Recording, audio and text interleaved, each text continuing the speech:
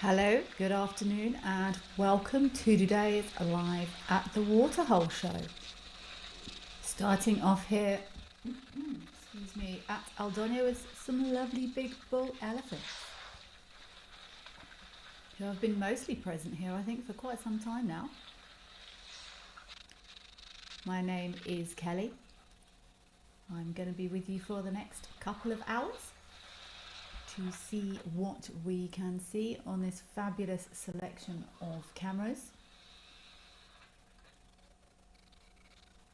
Please do remember that we are very much live and interactive.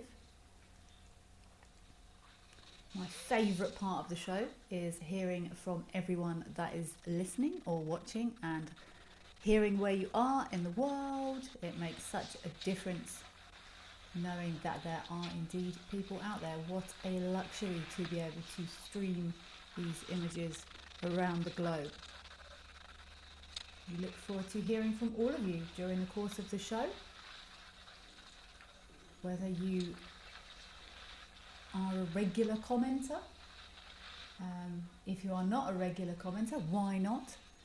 Please send something through to us today. We look forward to hearing from all of you.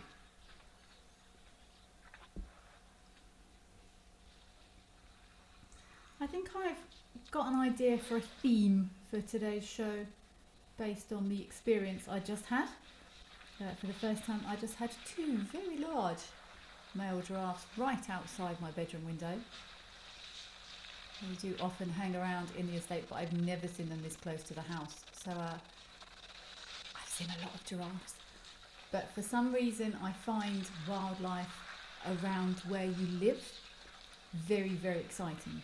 I've got a little camera set up on my tiny little bird bath. We don't get elephants, but I've got a genet that comes regularly. We've got regular porcupines, and I take great joy from seeing who's visited during the night. We had monkey visitors this morning while I was out, cheeky little monkeys. But I think I would really like to hear from all of you that are listening or watching today. Tell me your wildlife experience near your house where you actually live. And it doesn't need to be elephants, it doesn't need to be giraffes, birds, lizards, foxes, any sort of nature. Have you even, I know in England they get the most insane slugs sometimes, like massive slugs. Please send everything through to wildearth.tv/questions.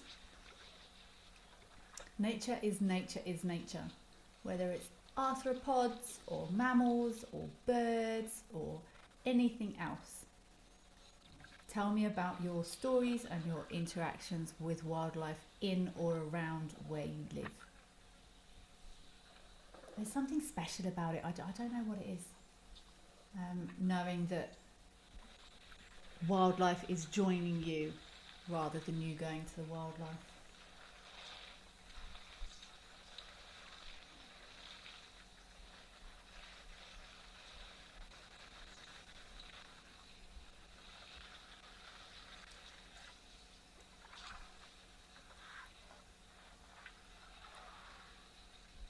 So we've been seeing Mr. One Ton very regularly here over the last few days. This is my 5th day watching these cameras now, my end of my run for a little while. And it's actually really nice to spend some regular time, because you start getting used to who's around, who's visiting. Picasso, I'm so glad you're in time for the show as well today. Thank you so much for joining us. Picasso, please tell us an experience you have had with nature close to where you live. And some people, it might be elephants. It can be anything from birds to worms to snakes. Even if you've got some beautiful ivy climbing up your home, that is all nature. It doesn't need to be big furries to count. I have been known to it sounds really weird. When I've been in England, I actually go outside sometimes at night and look for the slugs. And there's some massive slugs. I spent some time, I can't remember them now, but I actually spent some time, but like massive, like 20 centimetres, like huge. I think one of them was called a tiger slug or something, but yeah, I scratch around in gardens looking for slugs when I'm not here looking at elephants. Oh, Penelope Kenyon. This morning a big vervet monkey stole a bag of rice from the cupboard, broke a vase and spilt rice all over the kitchen. Yeah, so there's the good and the not so good of living in nature. Penelope Kenyon. I also had vervet monkeys present today. Winter here, you know, the animals are hungry. They will be looking for food. We've only been seeing the vervet monkeys in the last sort of month maybe here. They don't normally stop. They normally scoot in, have a drink, and then carry on their way, which works perfectly for me. So yeah, we do have to be mindful of there's the purists might say I shouldn't be putting a bird bath out. Well, you know, I do. This time of year I don't feed the birds because it can attract monkeys and other things like that, but I will put seed out for the birds in the summer because it's nice to see them. We've had some awesome birds in the garden here, but yeah, there are always the discussions around should we interfere in nature, etc, etc. But yeah, I've got a bird bath and I fill it up with water when it's empty, so you know, it is what it is. But okay, Penelope Kenyon, monkey visit. You are the first on the list of your nature experiences. I had a bat in this house as well once. Got quite high ceilings, like an open ceiling, and that was I had no idea how I was going to get it out, so I ended up just turning the lights off and opening the door and waiting, to be honest, and then he left.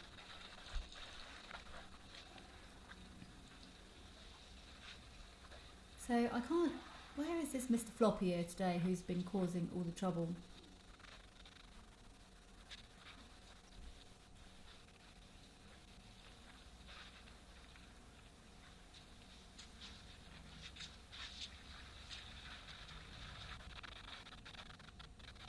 Look at this elephant on the right here, resting that trunk on one of these tusks. These elephant trunks are heavy.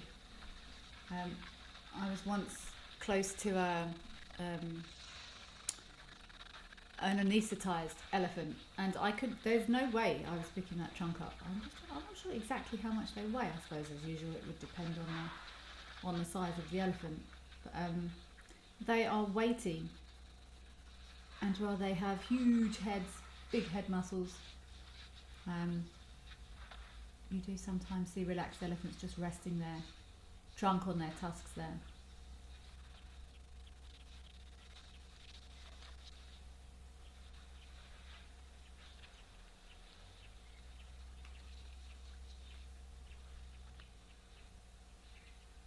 So one of these elephants has only got one tusk.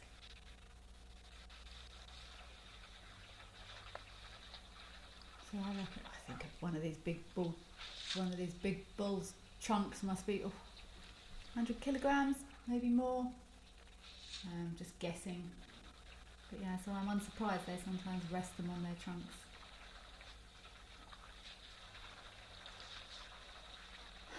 Diane from Cape Town, you love your wagtail birds.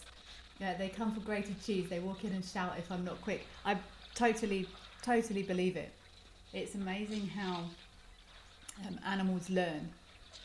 Not obviously, I've had lots of experience with domestic dogs, but also birds. You hear robins in England, very well known for coming and sitting on gardeners' shovels, or very close by while people in the garden are sitting doing some gardening, and the robins will pretty much wait for them to dig the worms up. Hannah, happened a few weeks ago, but a bird flew into one of your house windows and I buried it in your backyard. Shame, Hannah. I've had the same problem since I've been here, and as a result, I felt awful. I've had a couple of mostly doves. I've had a couple of doves fly into the windows and they've died, and I felt absolutely terrible because ultimately I put this glass here, so it's my fault. So I now have, I think I've got almost 70 butterflies those decal butterflies on the windows, and they're supposed to prevent bird collisions. And we've had one bird since, and I just put a load more butterflies up. So the entire house is now festooned with, they're not stickers, it's like a plastic, so they don't leave big sticky marks. But Hannah, have a look. I'm sure you can find online wherever you are. They're called decals, D-E-C-A-L-S. So they don't stick like stickers, and you can peel them off easily and move them. But I felt absolutely awful. But just putting some things on the windows helps birds to see that there's basically something there. Yeah, I felt awful.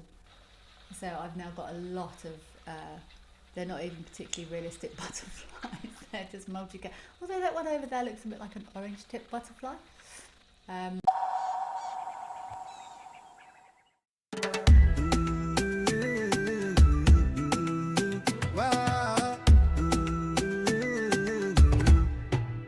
Katika mwanga wa mwezi, kivuli hutembea, mrembo mweusi anayepotea, macho yake ni taa, gizani huwaka, fuvu la msitu, malkia anayejificha.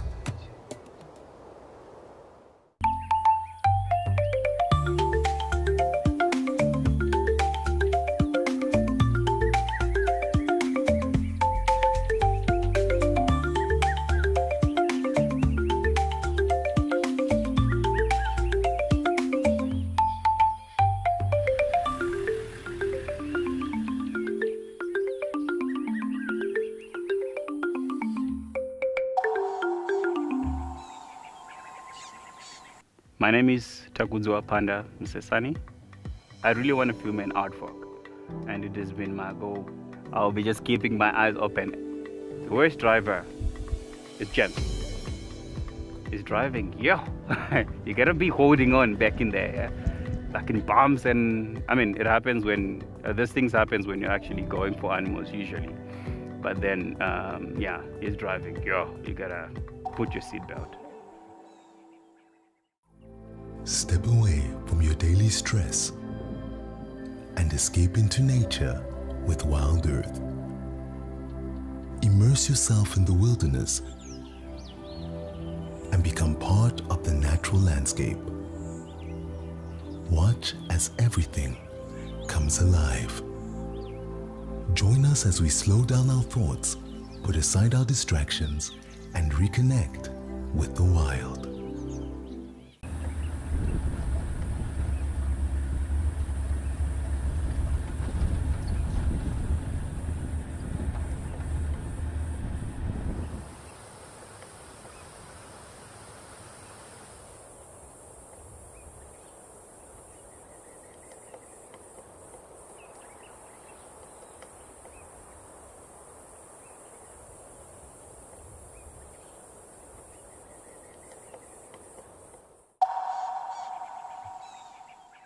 He's only got his left tusk as we look at him.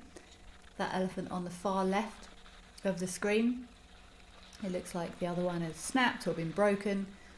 And I do remember someone, and I've heeded it, either elephants with very broken, uneven tusks, or certainly elephants with one tusk.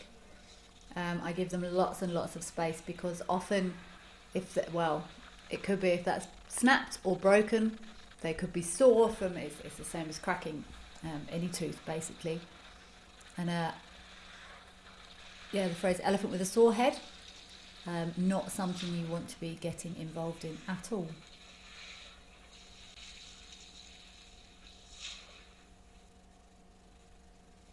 Oh, Gigi, that's so cool. You grew up in the Eastern Cape in a very small beach town. You'd often find dussies in and around the house. You even had a dussie in your bed once. That's such a cool story. I don't know dussies that well, because I haven't spent much time in Cape Town. We did sometimes get them in Madikwe, up in the rocks in the koppies, but they would stay up on the koppies, so I haven't spent much time looking or watching dussies. But to have a dussie in your bed, there's something very, very endearing. I've seen them on the Stony Point camera, and I think they often look quite disgruntled. Dussies.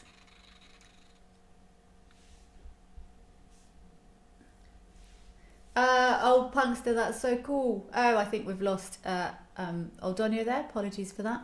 But we are here at Mantis Founders Lodge in the Eastern Cape.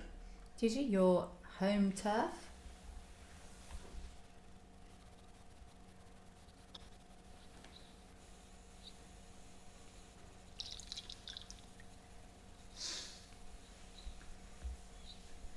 Old Punkster, you have squirrels that will come up to you and take peanuts in your hand. That's one of your favourite things. You love the squirrels. There is something really special about nature choosing to come to you. It's, I don't know. I've seen the genet come to the bird bath many times in the evening, and yeah, if I saw a genet in the bush, if I was engaged, I'd be sort of, yeah, you know, cool, as a genet. But like I look every morning and I always go, oh look, the genet came. I don't know, there's just something special about when wildlife tends to come to you. And this rhino has definitely chosen to come to Founders Lodge across there. Still good water in this pan as well.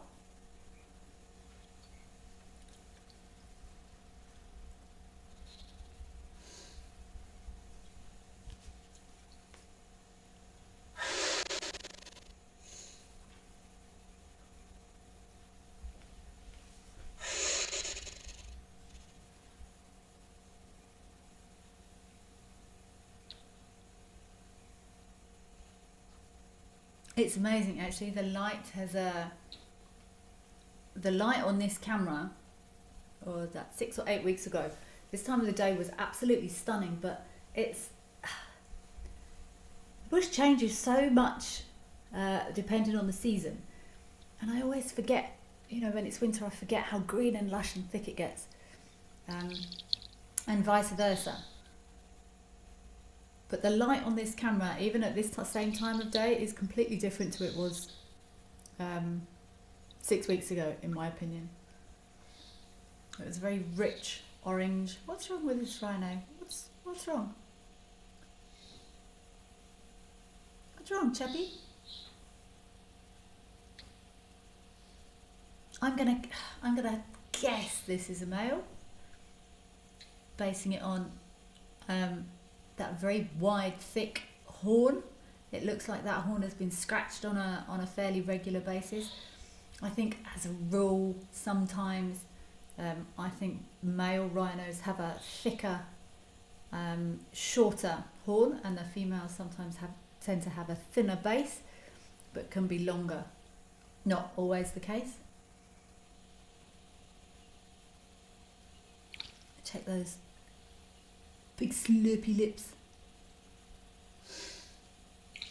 I once had to monitor a rhino's breathing that was sedated during a chipping process, and we had to put our hands on the edge of that nose there, and it was snotty and gloopy and soft like velvet.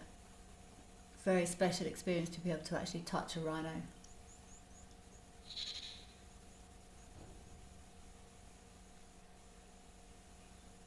Those big lips used for grabbing, pulling at the grass as they graze.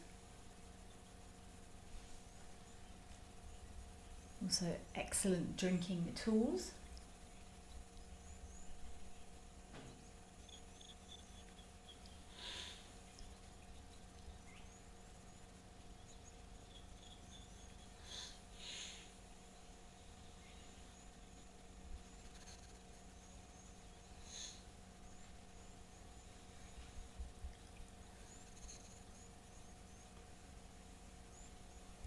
Spencer, that's a really good question. With animal interactions around your house, at what point should you start worrying about them being too habituated? Yeah, that is a problem. It's an overarching problem across the world, really. You imagine you wouldn't want any of the animals to be too comfortable with humans. No, absolutely not. I personally, if an animal wasn't leaving if I opened the door or it saw me, I would probably give them a little bit of a sort of to carry them in their way. Like I was saying yesterday, any animal. Oops! Careful, boy! Did you slip? He's got that. I would assume that's a tracking bracelet on his ankle there. Here's her. Ah, see? There we go. This is how you get busted on what sex an animal is. I was also basing it on the fact that there was no calf there. But there is, so this is a female, so just ignore everything I just said. Yeah, it can be a problem, Spencer. I personally, I don't want any animal ever being relaxed around humans. So like I said, if there's even if it's an Inyala or something outside, if I open a door, I would like that animal to go oop and make its way out of an area. It's a problem in many wildlife areas, or something that needs to be considered very carefully.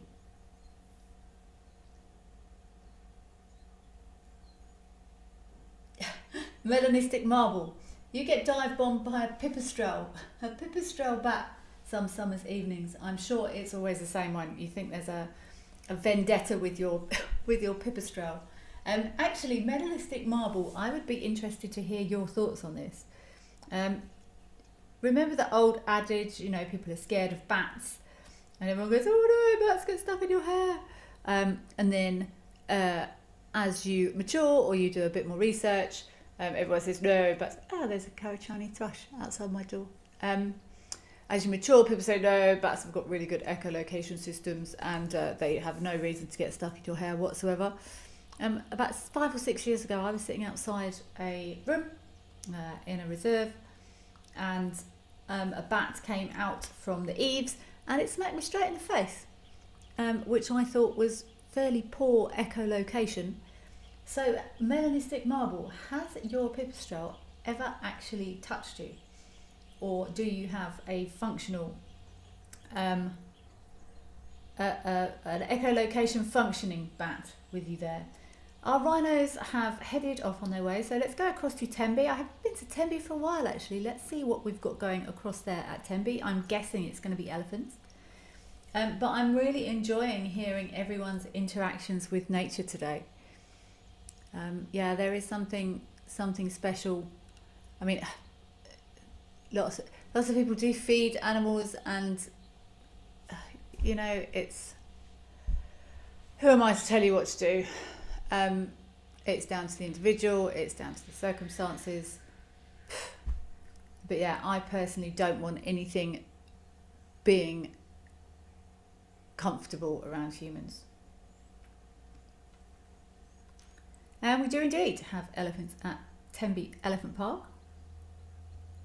Again, we get some lovely big bulls here. I have pointed out before that I feel like we don't often see breeding herds. But as I said the other day, those that Aldonio camera at the moment, lots of big bulls there. They'll just be a nuisance for cows, or especially if they've got little ones. It could just be a case of, you know, they could bump them by accident. And I personally think that's why we don't often see, you watch, there'll be a breeding herd here now. Breeding herds don't seem to hang around too much. They will tend to have a drink and then carry on their way when there's high numbers of big adult bulls present.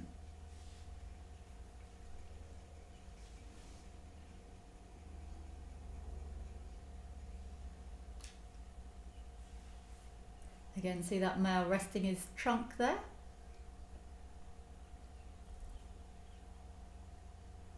I think it's just like resting your leg or leaning on something, I suppose.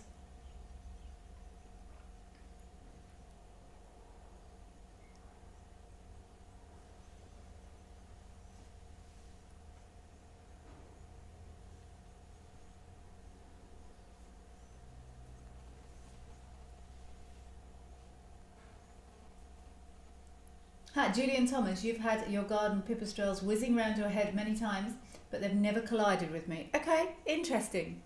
Yeah, I don't. That's more standard behaviour, or behaviour skill set. Call it what you will. So yeah, maybe you've all got. Okay. There's a breeding herd here. I think this is going to happen. No, that looks like a male. Oh no, wait, it's a female. But I'll be interested to see if this breeding herd does hang around. They might, and they might be more likely to now. There's fewer water resources. This is the only water, maybe in the summer months, or when there's good groundwater. There is more availability, so they can carry on and pick and choose their water points more easily.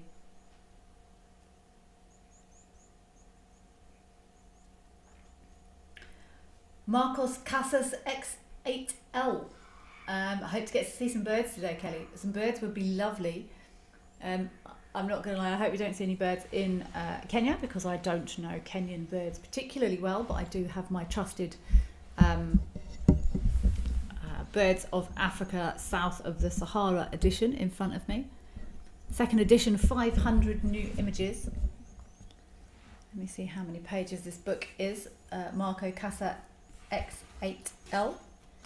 This book is, not including the index at the back, it's substantial. That's scientific names. It is 739 pages of birds. And there's approximately 6 or 7 birds on a page. That is a lot of birds. Okay, I'm going to be interested to see what happens here. It looks like this breeding herd's come in. Let's see if they drink and leave, or if they're gonna hang around and prove me wrong.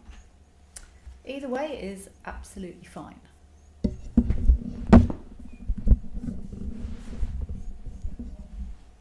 I think one of my well, it was cool. Okay, apologies if I was moving my mic to sit it back on my bird book that I just checked. Apologies if there was rustling.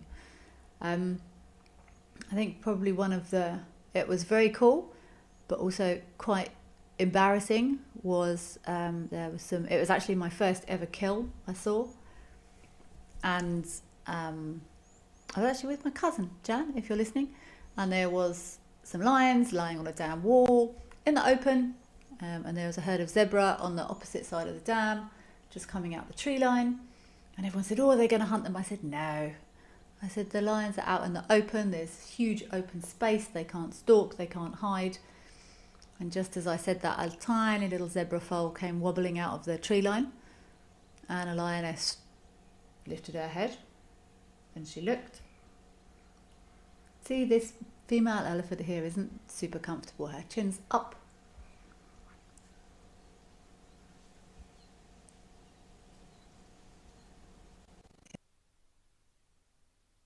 On with our little ones.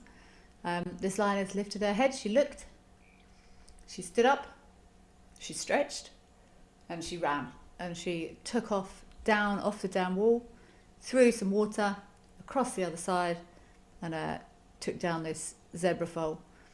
And I was really I said, no, they're not going to hunt. And I've heard several stories from different guides who have said, no, this won't happen. And then bang, in front of your face. It happens, but that is the beauty of nature. We are merely observers. And I think the day you think you know it all is the day you should maybe step aside, in my opinion. You can see this elephant that's just disappearing. Her tail's been stiff, her head's been lifted, her chin's up, head tilted to the side, not super relaxed with these males in this area.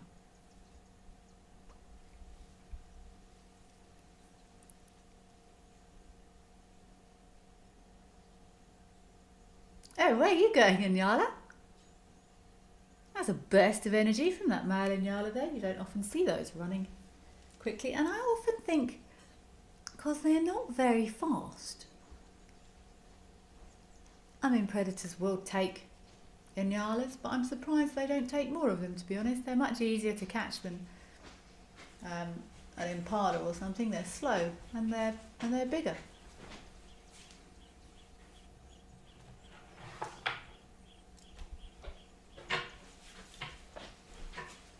Michelle, that's an excellent question. The way I, well, a couple of the ways I personally tell if an elephant is comfortable, their body sort of goes stiff. Their movements become more deliberate. Their tails will often, you see this elephant on this little elephant on the left here, well, both of them actually, their tails are swinging loose. Almost looks like a unconscious movement, just gently swaying. I often find elephants' tails will go stiff.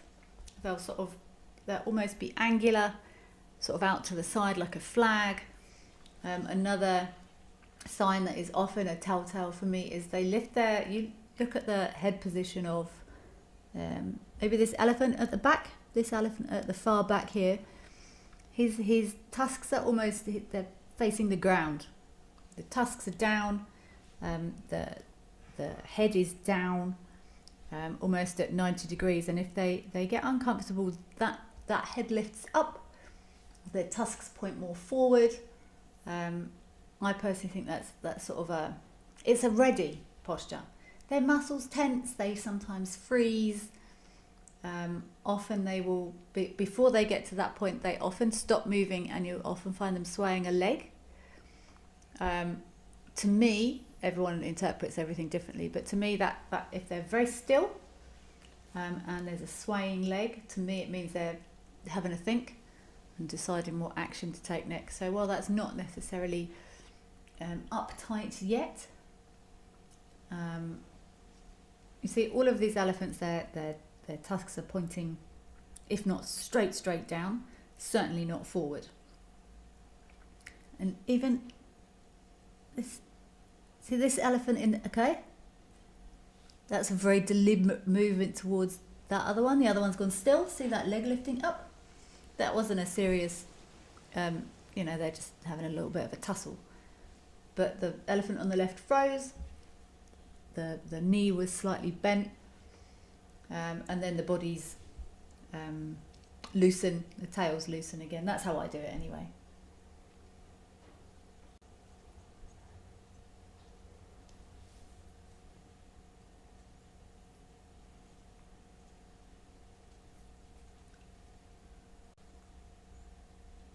And to be perfectly honest, Michelle, I never want any animal to change their behaviour. So if I'm around elephants and they were doing something and they stop, oh, is that, who wanted a bird? Is that a grey heron at the back there?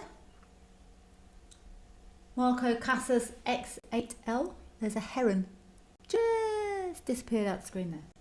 Looked like a grey heron, I think. Karen, they do so much standing, you would think they'd get sore legs. They never sit down. They do a lot of standing, Karen. And I think that they're almost designed to be comfortable. Well, maybe they're not designed. They must be designed to be comfortable standing up because they're not comfortable laying down. So nature, by definition, must have accustomed them to be okay with standing. You often find them leaning. Elephants that are snoozing, you might find lying against, they will lie flat. It's a myth that elephants don't lie flat. Young ones are more likely to than adults. But I've seen pictures of whole herds laying flat asleep. Even, see, both of these elephants are now sort of resting their leg. See, this elephant isn't kicking its foot because it's not comfortable. It's kicking dirt onto its trunk. So all body language or behaviour needs to be taken in context of the situation. So swaying a leg back and forwards doesn't always mean they're thinking. That guy over there was just picking up some dust with his foot. No, they don't sit down. Lots of, I suppose baboons do. I'm just trying to think. It's not a natural position for lots of, or many animals to sit. If you look at wild dogs or hyenas, it's very unusual you see them sitting. And they'll either be laying down or just like hanging around. They do sometimes. I'm just trying to think what animals do sit baboons, monkeys.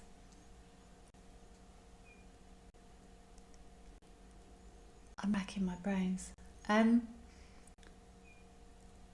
Like impalas, they don't do sitting. They're either laying down or standing up. There's no in between, and most animals are the same.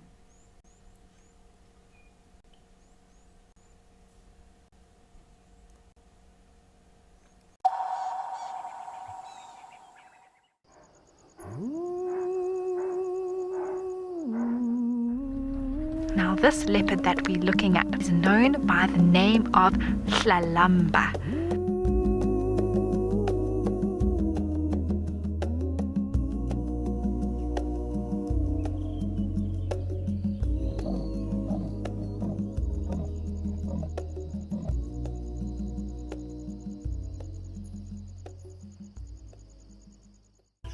South Africa's wild places are closer than you think, because Federal Airlines brings them to you.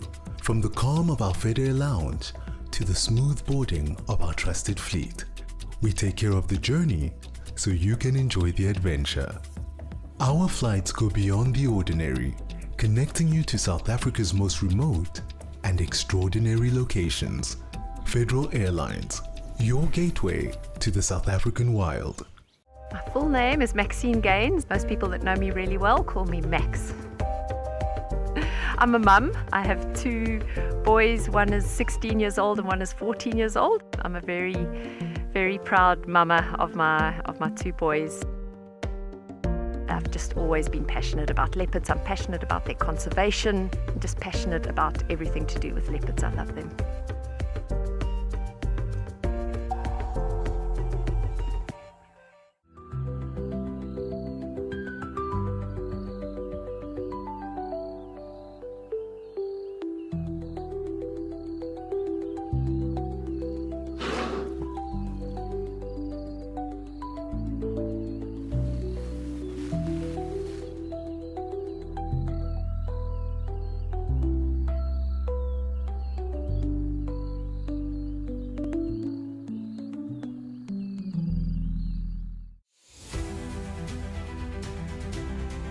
Some of you out there are brilliant at identifying hyenas. Now, why do you think people have got this huge misunderstanding about reptiles? Right in front of me there was the face of an astounded buffalo bull. This is live and interactive, so everybody, if you have any questions and comments, please do send them through and let us know what you would like.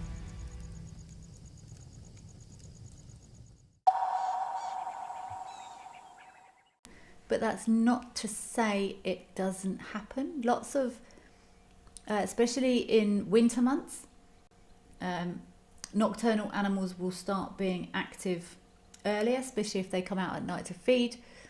So as would something like spring hares, it might mean they need to take more time feeding because the food availability isn't as good.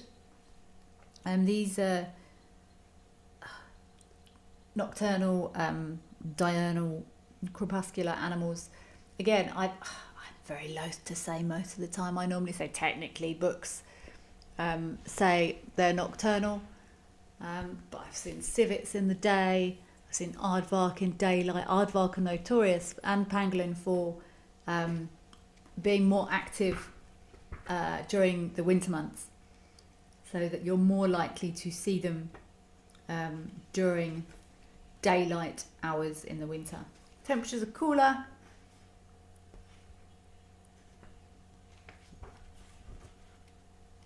So that was a really roundabout non-answer, Billy Judd.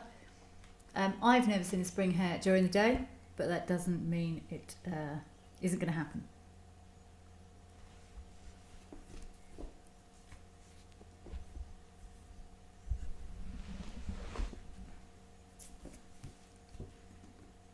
I'll be interested to see. Let's see what my behaviour book says about that.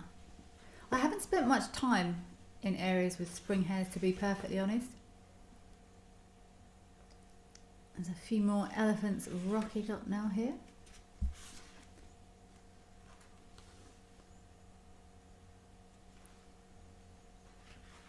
Spring hares are cool though. They used to have them in one particular place in Majikwa. We used to see them quite regularly, but it was quite far from where the lodge was. It was quite far from Tau. It was way over in the far east. You sometimes used to see spring hares, so I didn't normally get to see them because I was in a different location by the time it was dark. What have I got in here? Have I even got spring hares in here? I don't even have spring hares in this book.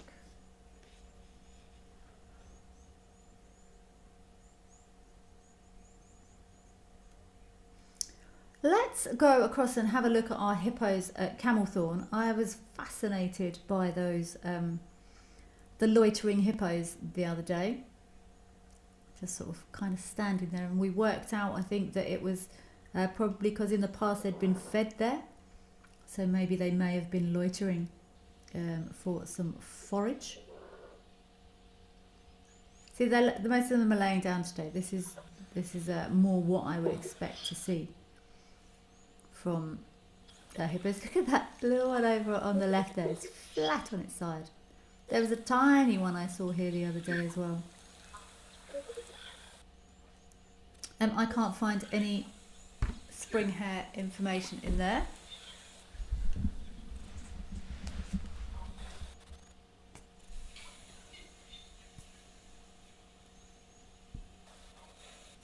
Let's go across to Founders. It looks like we might be having a little bit of a camera glitch on here, and most of these hippos do appear to be snoozing.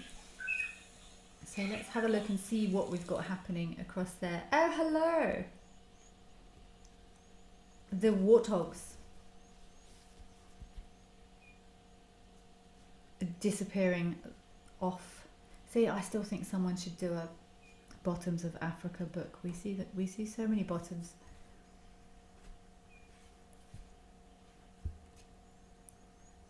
I'm sure they've just been for a drink. Maybe they got in for a little wallow, but it's so nice with these cooler temperatures now that animals are struggling so much less. And exactly the same as we were just talking about spring hares, the animals will be able to forage during the day without cooking quite as much. Just disappearing over the rise. I'm sure that's probably a little family unit, maybe born earlier in the year.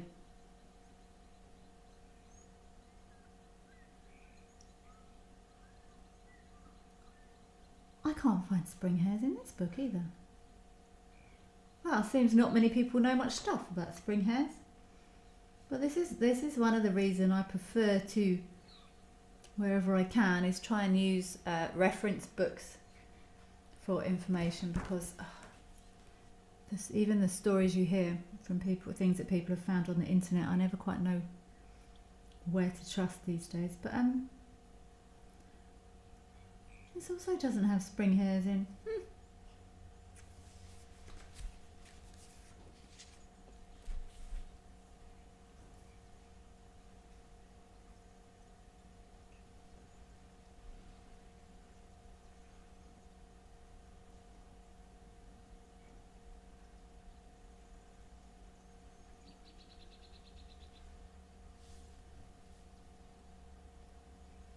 Off over the horizon.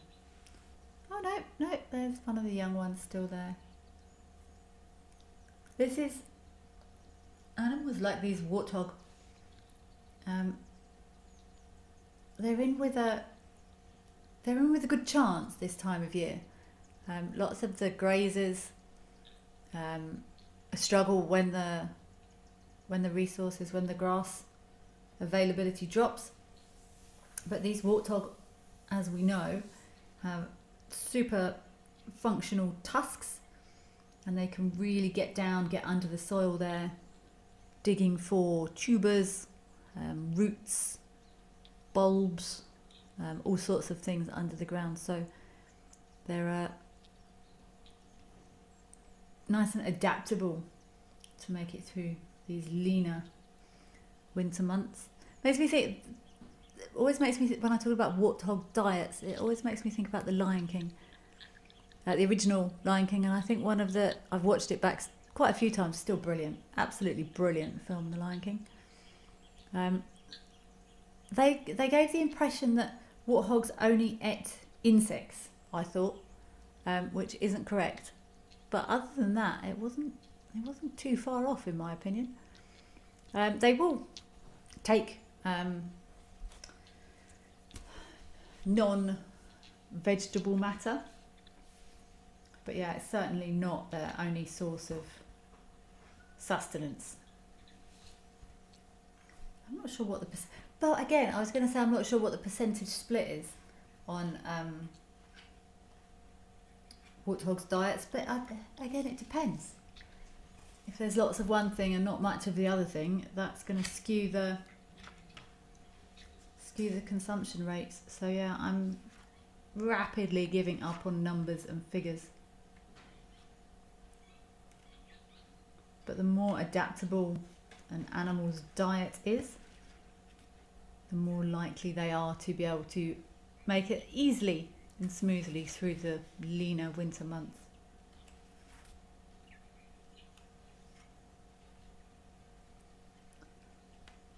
Oh, I didn't quite catch where we were going there.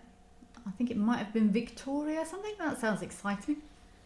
Definitely think we should go and have a look over there, as soon as our beautiful warthog bottom. Ah, Vic Falls Safari Lodge. Oh, look. Oh, we wanted birds. Here's some super cool birds. Unless I'm mistaken, these are marabou storks. I can't. Back ones look like vultures. But I'm actually a big fan of these marabou storks. Big, tall storks. Very characteristic.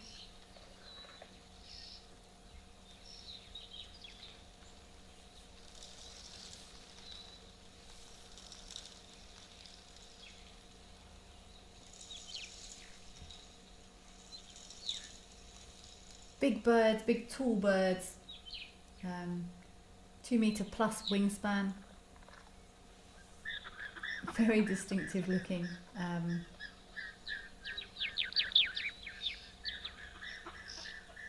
Look like they're having a drink there. So marabou storks, they will feed on,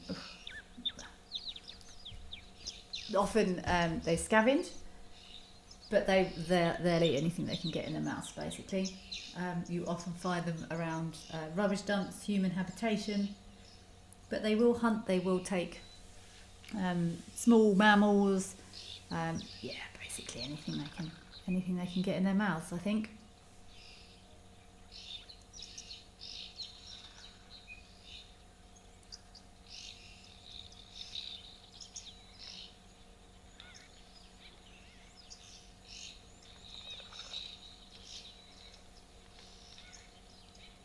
Yeah, it's difficult to mistake a marabou stork. Often find them in groups on the top of tall dead trees, telegraph poles. Often in groups, not always.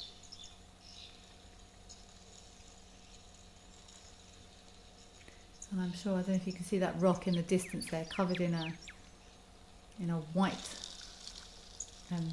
splat. That is probably from the marabou storks.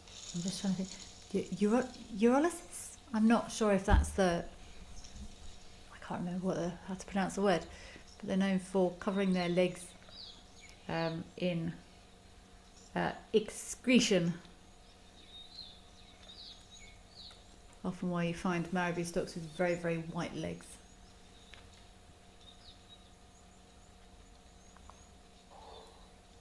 This is actually a lovely camera. Nice and open. Great visuals of these mostly female impala. There's a young male at the front there, maybe thinking about going for a drink.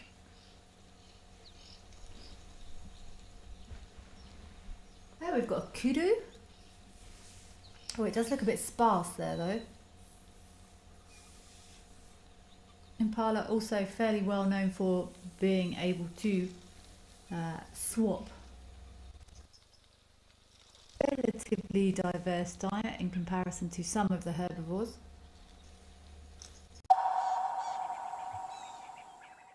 Join me for a magical safari to India, a wildly exotic land of tigers, temples and Kipling. To start, we'll head to Pench and then to Doba to look for the famed Bengal tiger, as well as deer in the dappled forests, sloth bears and countless birds. We'll stay in stunning eco-lodges that blend luxury with a light footprint. Our Indian adventure culminates in Agra with a sunrise visit to the Taj Mahal.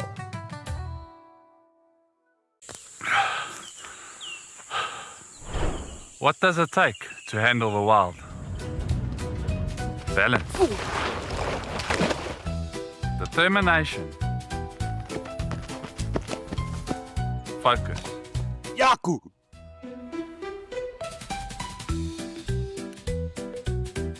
And gear that can take a beating so you don't have to.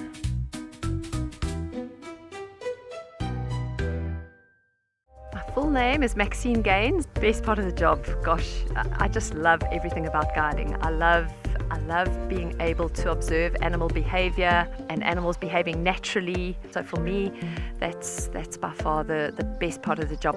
And so what we do here at Wild Earth is develop those connections with the people that are viewing and maybe just light a little spark that says, you know what, I want to be involved in protecting this ecosystem.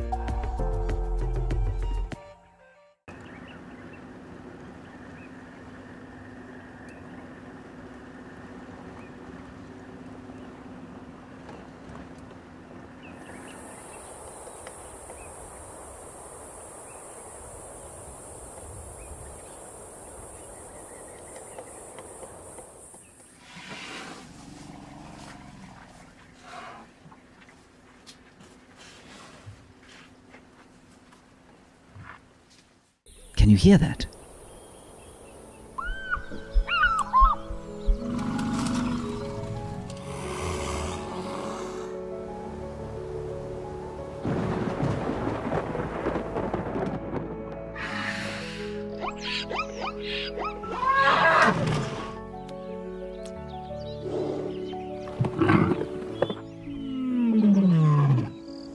The wild is calling.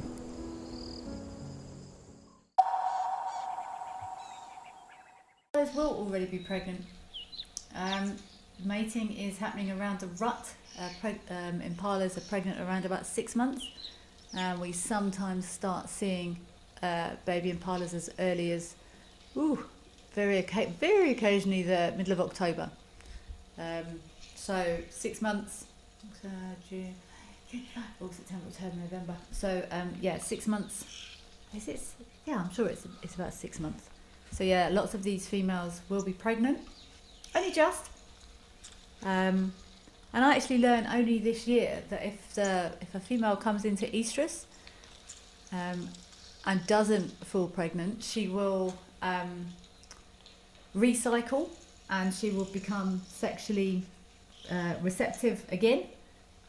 So may have a second opportunity to get pregnant. Late impala babies.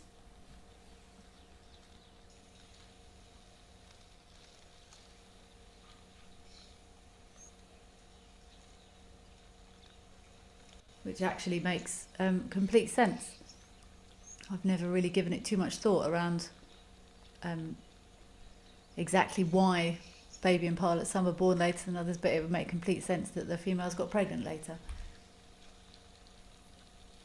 There's only so long female anythings can carry babies for, and when it's time, it's time. Look at those little ones having a little clean. Well, they're not that small anymore, really. Using those, impalas have slightly, ever so slightly, sort of almost comb-like bottom teeth, and they will comb through each other's coats. They're taking it in turns. This allo grooming is a very important part of family bonding and also helps keep others clean. Herbert, yes, it is. The bush is looking dry with, oh, there's another big bird. Oh, disturbing all the hardy-dars, looks like. It is dry, and it's going to get drier. I'm not entirely sure what happened up here at Vic Falls, but I know we did get a bit of late rain here in the Lowveld, which will maybe... every year that... Herbert, this is exactly what I was saying earlier. Every year I find it fascinating. Like, I can't currently remember what the bush looked like when it was thick and green and lush. I've forgotten, even though it was only a few months ago. And then it's going to look dry, and then as soon as those rains come, everything will be lush and green, and I will have forgotten what this dry season looks like again.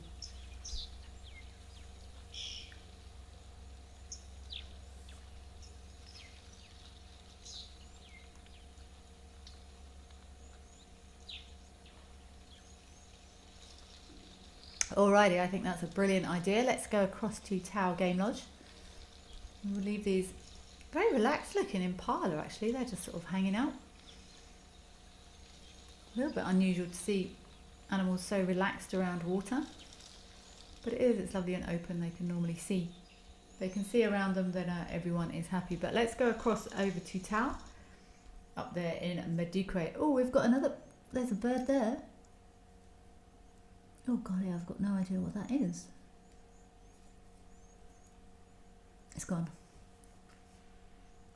There was a bird just in the foreground on that grass there. It could have been some sort of bittern or something, maybe. Plenty of zebra here at Tau today.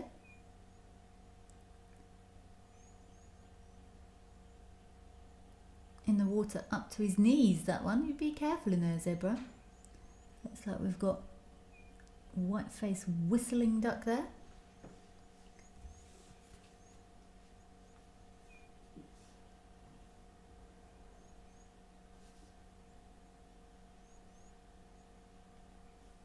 Possibly a red-knobbed coot with his back to us now.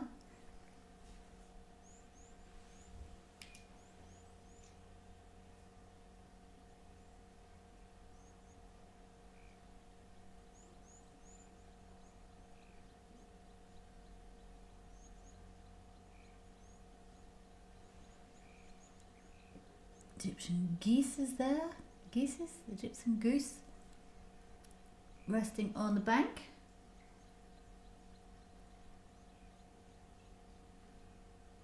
And there's lots of little birds flying over. They could be, I'm just trying to remember what time of year it happened. When I was working at Tau many years ago, we had quillias that used to roost up by our garages, up by where the fuel tanks were, and they were loud. And if you got it right in the morning, if you drove out of the lodge and sort of swung around towards this beautiful waterhole, the quillias would, it was when the quillias were getting up first thing in the morning, and they would all fly over and they would drink. They would sort of sit in some of the reeds next to the pan, and they would drink before they went off feeding for the day. Oh, that male impala looks nice and healthy, nice and shiny.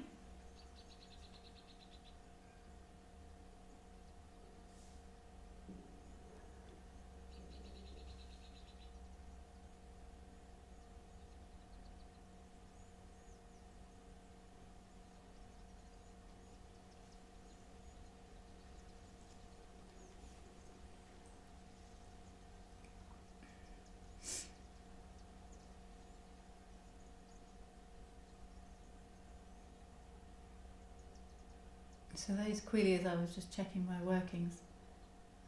Those quillias it might be these quillias that we sometimes see flying across the camera, these flocks. Peak post-breeding season, possibly the most abundant bird on Earth. Wow, I don't even know what that number is. Is that? No. Estimated, I don't know how to say that number.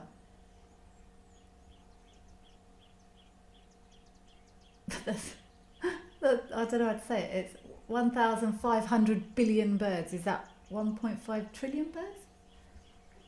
they're really big numbers. We're talking space numbers now. But possibly the most abundant bird on Earth. And those quilliers. Oh, they were noisy up at the fuel tanks.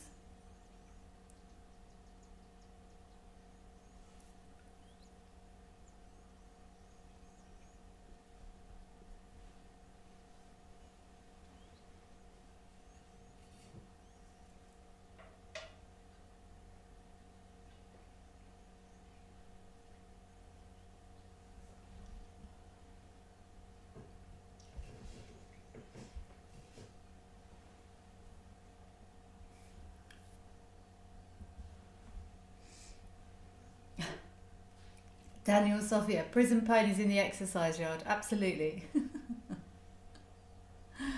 Prison ponies. I've never heard them called that, actually. Prison ponies. Wendy, you're asking, do I remember my first time in Africa and what was that feeling like? I remember it distinctly, Wendy. I remember the exact moment I first entered a game reserve. It was... we've got some more red knob coots, teals we've got there as well. It was in 2003 and I came on safari with my mum, and I was going to one of the lodges in the Sabi Sands, and we flew overnight, and we transferred, which I now know is not the best way of doing it. We transferred to another airport, and then we had like an hour and a half's drive, and that was back in the days when an hour and a half's drive was really, really long.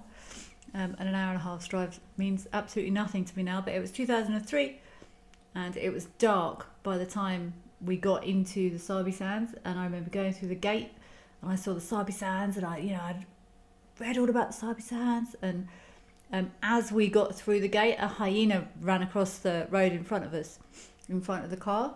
And I burst into tears. I was like, oh my God, it's a hyena. I can't believe it's a real life hyena. I was quite tired after travelling for quite a long time. And yeah, that was my first. And I also remember the airport we transferred into there. I was stunned by the fact there was thatched roofs. I didn't really know thatched roofs very well. But yeah, that was my everlasting memory, was as we got in a hyena across the road and I burst into tears. I grew up watching David Attenborough. David Attenborough, if you are listening, you are my hero. Thank you for all you do for conservation. I grew up watching that, and all the nature programs and all the bush programs and all the safari programs, and I could not believe that I was in the presence of a real live hyena. Pretty special and very vivid memory for me. Got some wildebeest joining in. It all seems fairly calm here as well at the moment at Tau.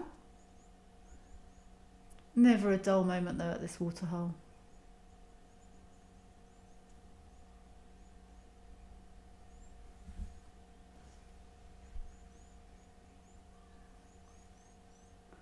Yeah, so Wendy, that was that really.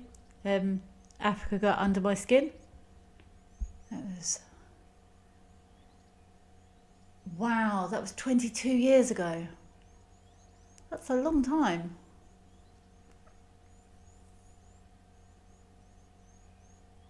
Yeah, I got the bug and that was it.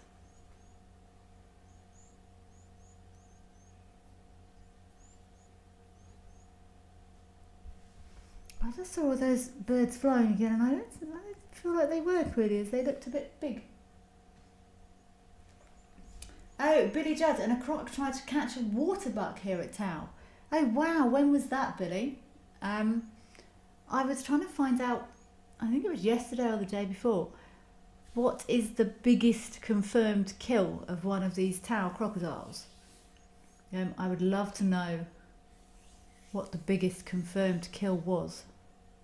I know they've been seen feeding on some stuff, but if anyone could tell me the biggest confirmed kill, so rather than seeing them just feeding on them, what is the biggest thing any of these crocs have caught? I'll tell you what I'm going to do actually. I was just trying to think how old these crocodiles must be. And they were there when I was there. But I'm going to quickly go back and see if I can't see how big these crocodiles were when I was there 12, 13 years ago.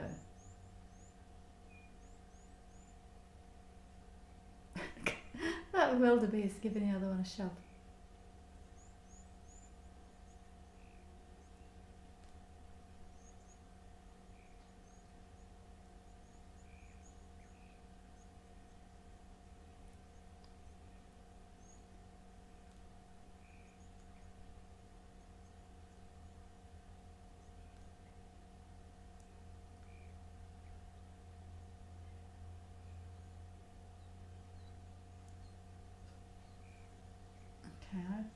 This was May 2013. Wow, that's a long time ago.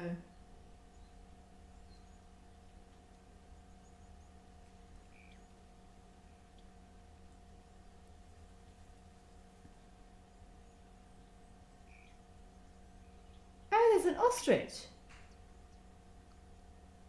Huh.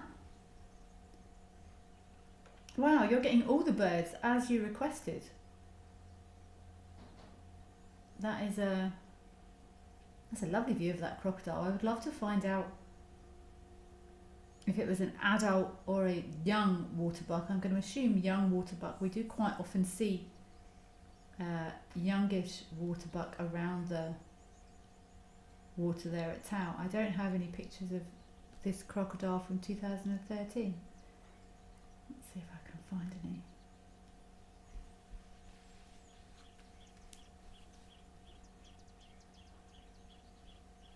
I'm sure we could find out when these crocodiles arrived there.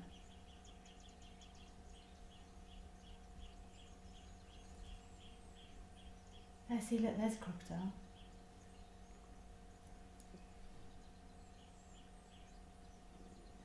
I've got a picture of a crocodile from 2013, but it's very difficult to, I don't know how I would identify that crocodile.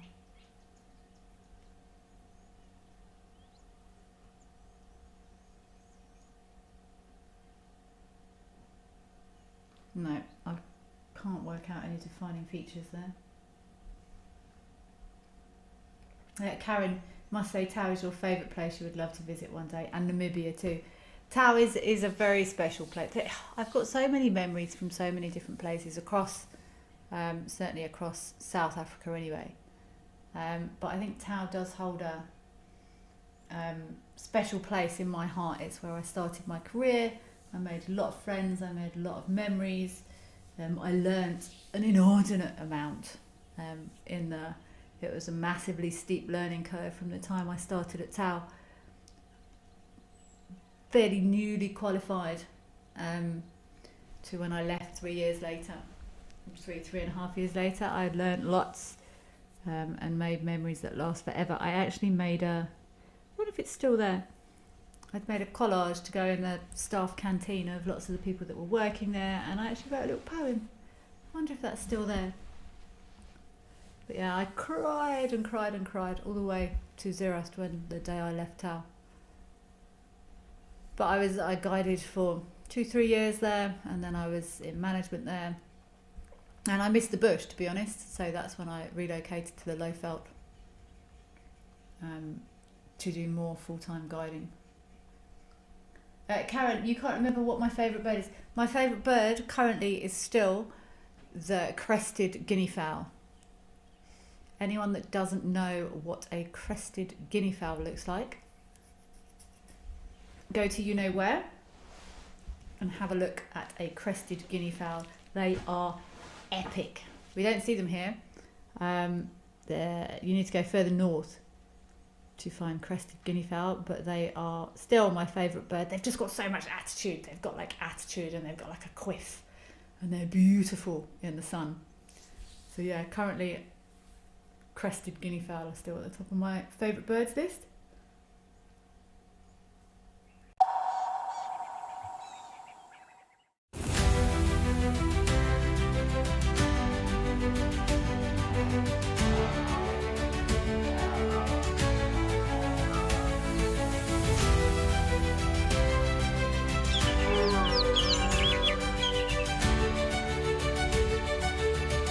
This is an unbelievable afternoon.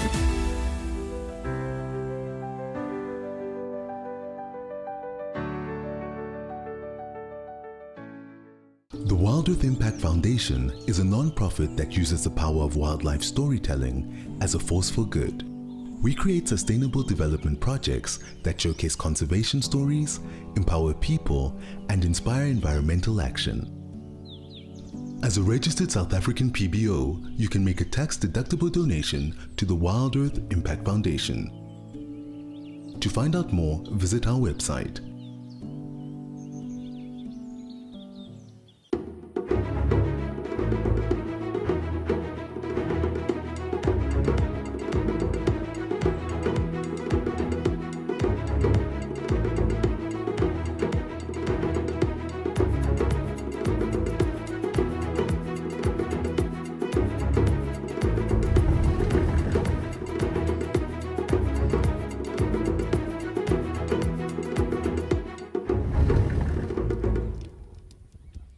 Welcome to Safari Spotlight. We'll be And you pretend like you're a serviceman, eh? Got no idea what's going on this reserve. Expecting the unexpected. Are we stuck down there? What am I trying to do? Because we have another giant of Mabula. That was incredible. This is unbelievable. It's going to be a spectacular afternoon. Out here, every wild moment counts, and as a Wild Earth explorer, you will not miss out. Watch the Wild Earth channel ad-free 24/7, and you can even rewind if you have missed out on something. Enjoy the behind-the-scenes video clips, as well as fireside chat, or get the early offers on our travel experiences. It's the best way to stay connected and be part of the Wild Earth family.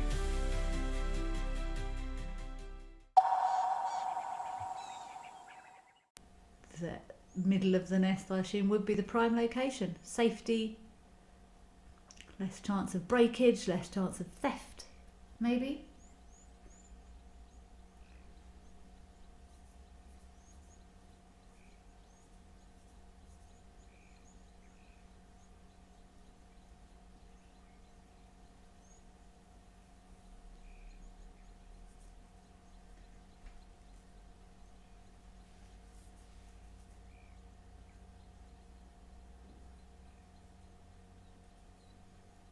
They also live till they're older than 40.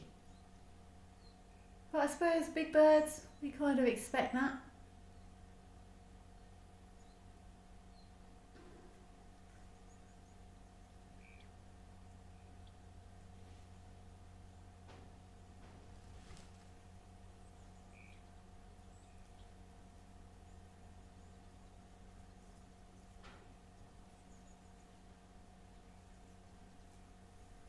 I do remember when I was in Madikwe, we had a few clutches, and it was great news. We had a few clutches of ostrich chicks hatched. There was one at a very well-known dam in the centre of the reserve that didn't make it. Very strange place to lay eggs right next to a very busy dam. But yeah, hey, what do I know? Let's go across to Safari Hook. This is a black crake there. Definitely giving that crocodile the eye. Wow, this is full of animals. Beautiful to see these springbok, gemsbok, or oryx, depending on how you want to pronounce it. I've never really spent too much time. I've been to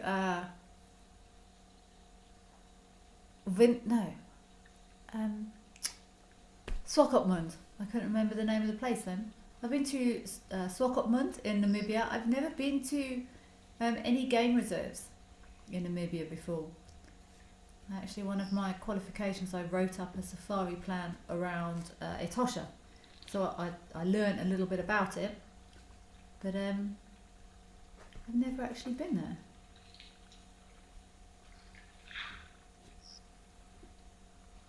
Is zebra getting right in the water here?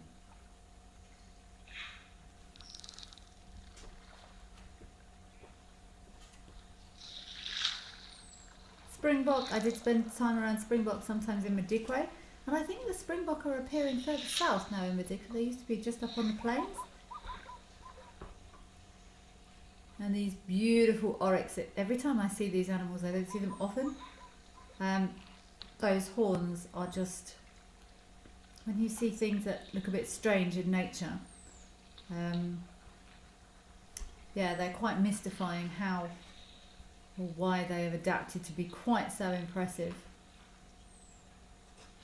And then we come around to the old adage or the old question. How come some antelope females and males have horns and others don't? And it often concludes that depends on their area of operation. If they're in thickets or plains, seems to be a... Oh, they're noisy! Seems to be a generalised theory around why some have males and females have horns and others only the males do. Was that also a water buck over on the right? Wow, it's pumping here.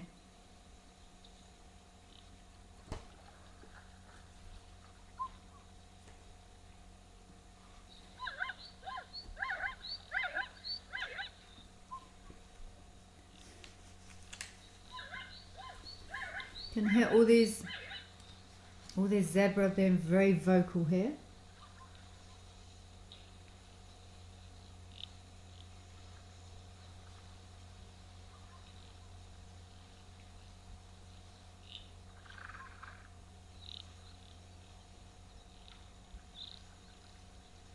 It's a bit difficult to see on these gemsbok, but often if you look on the horns of a gemsbok, there's sort of like rings around them, and that can often be a sign of how mature that gemsbok is, but it's a bit difficult to pick up. I would normally go on body size. And look, they're getting down to drink like a warthog. They're getting easier, getting down to that water easier, because that water's also dipped. It's not there's a little bit of a edge there, so it's going to be tricky for them to get down to drink there.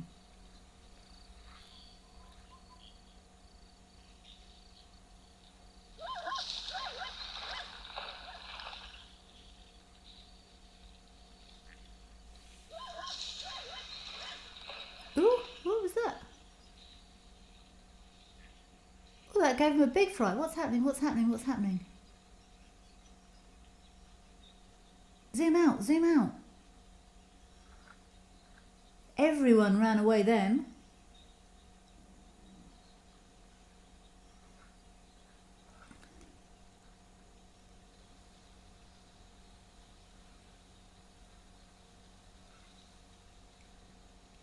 Could it have been that elephant that upset them? They looked pretty relaxed.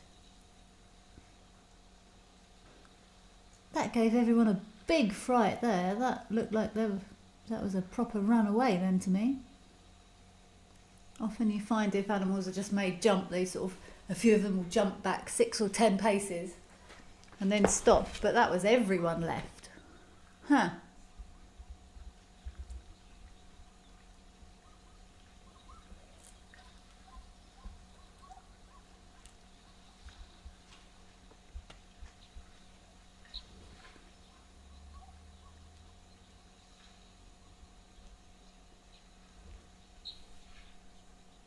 It's a shame those beautiful gemsbok have left now. But that was a real departure of everyone.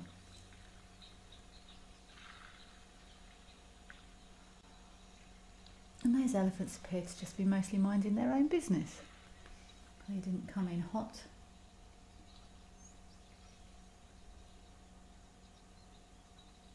Wildlife Lady, late good afternoon to you too. You've missed everything, Wildlife Lady, absolutely everything. No, you haven't really missed much. Thank you for joining us, albeit a little bit late. Your presence is appreciated. Karen, would there be crocs in this waterhole?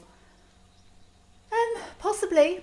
I was told very early on in my career, if it's bigger than a sink, there might be a crocodile in it. So unless there's sort of big walls around waterholes, I always assume there's a crocodile in it. Our waterhole here where I stay, in theory, does not have crocodiles in it until you get a message on the group, then someone says, oh, someone saw a crocodile, please don't swim in there. So I always assume that there could be a crocodile anywhere. I can't work out why all those animals got such a fright then. That genuinely looked like a predator coming into me. That was a proper panic stroke departure. No one's come back. It's not...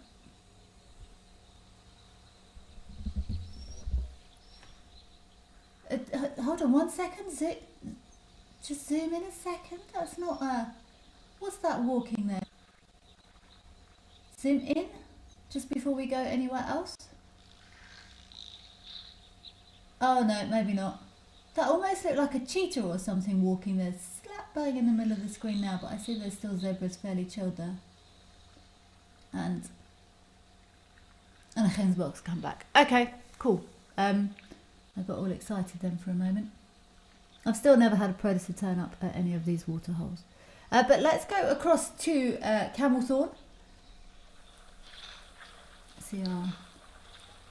Okay, that thing that's running there, okay, it was a hemsbook coming back. Okay, ignore me, don't panic. But I really thought that was a proper predator departure then. I'd be interested to see how these elephants get on with these hippos. Did that elephant just pick its way down through them and all the hippos ignored it?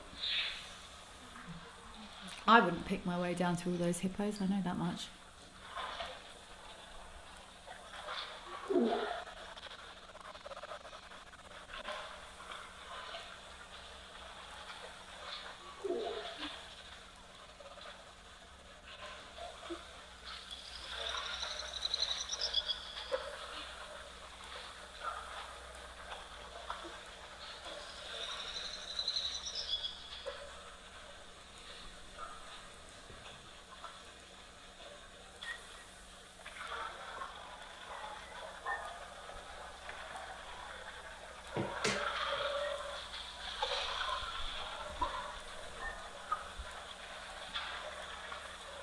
This is definitely the most popular spot here at Camelthorne.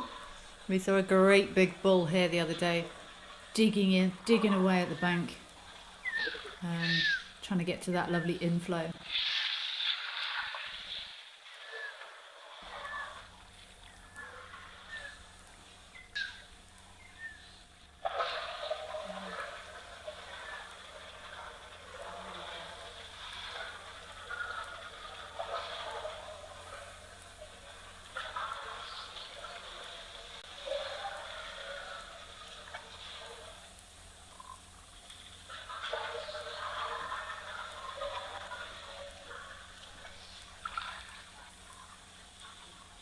This is a very peaceful interaction with these hippos and elephant. Well, there's no interaction.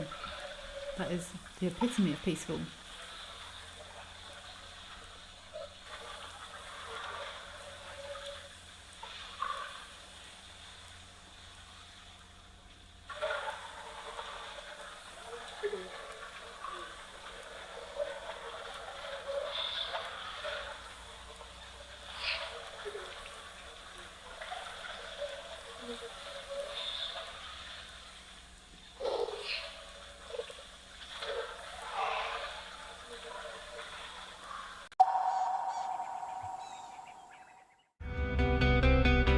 I feel it is a rosetted morning for us. So yes, let's see what we can find.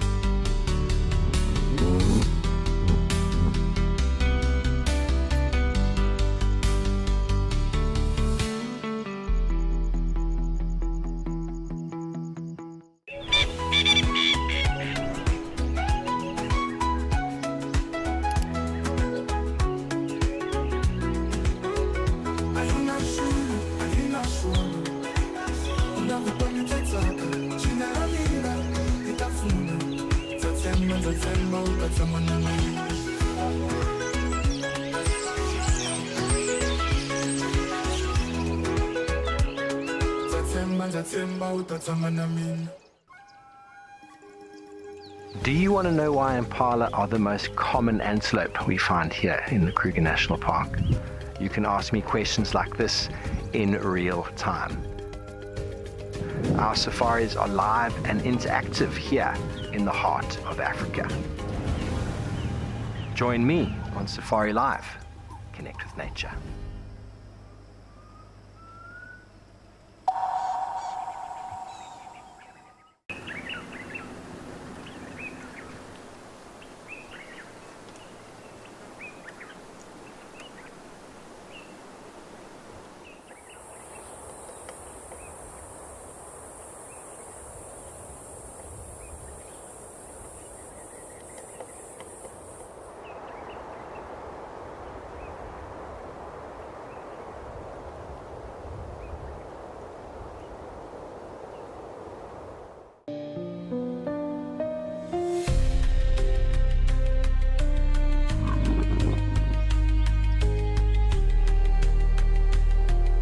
We are here with a male leopard.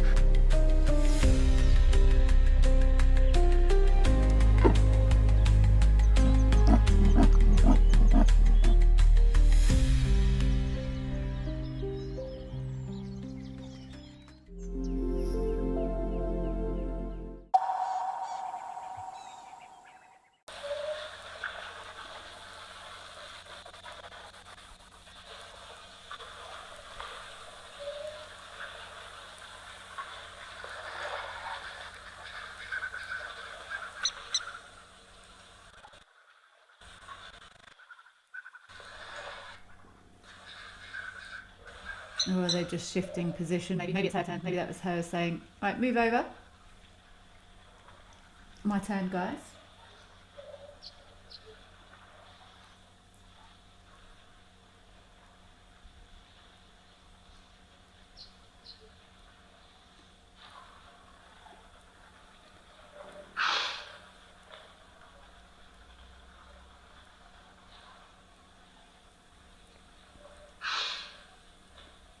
Seems to be this other elephant's waiting quite patiently in the wings.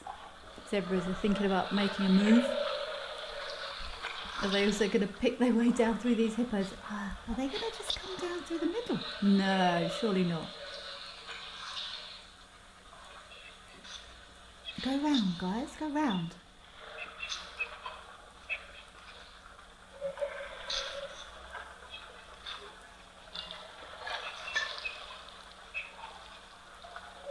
No, they've thought better of that that particular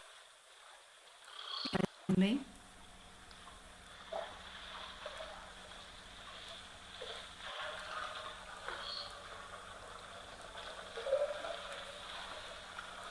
I might actually hop onto this camera a little bit later on. Is this what these hippos do all the time?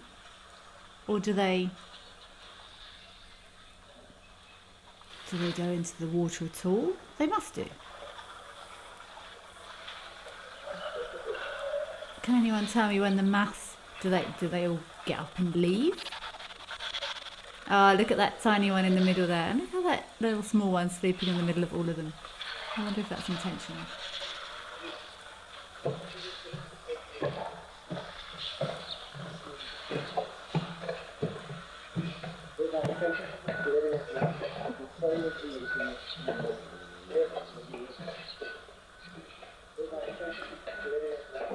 Oh, that's a bit noisy.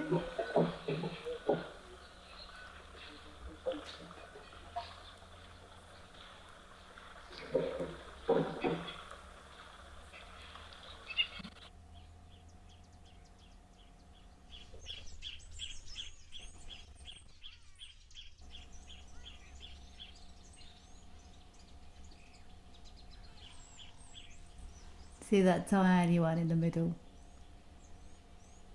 Yeah, it's going to take some going to get for any predators or anything for that matter to get to that little baby.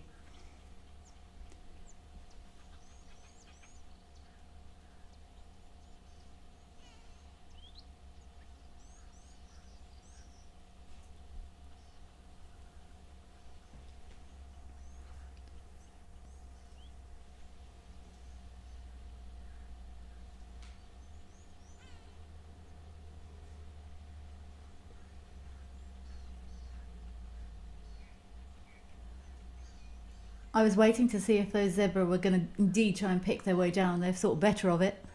So let's head back over to Oldonio, see who we have present there. Sandy Franklin 69, hello. If there had to be a clash between a hippo and an elephant, which animal would be at the higher risk of fatality? As usual, Sandy Franklin 69, I'm going to dither around and go, well, it depends. An adult elephant versus an adult hippo. Elephant wins every time. We know hippos do have those big, strong jaws, and it wouldn't do an elephant much good if a hippo managed to chomp its leg or its trunk, but I'm not sure it would get close enough there. A big adult bull elephant, you know, if it was a small female or a youngster. Wow, this is another standoff here. These elephants are definitely laying claim to this water, but it seems the other animals are making big choices to drink anyway. Huh. Oh, isn't this where we had this elephant giraffe incident quite some time ago? So Sandy Franklin 69. Baby elephant, bull hippo. Bull hippo would win. As long as mum wasn't there, as long as mum elephant wasn't there. But adult elephants, there's not much that will that would stand a chance.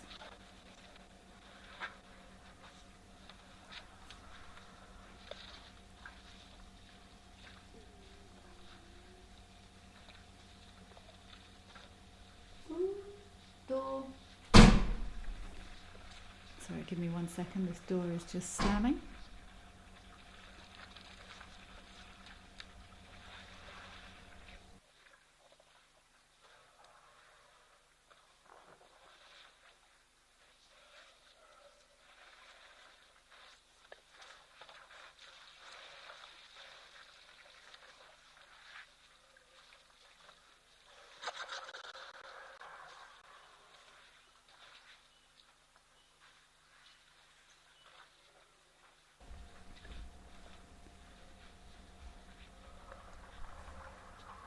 We have Gemsbok also joining in now. This must be the only water for a fairly long distance for all of these animals to tolerate each other so even-temperedly by the looks of it.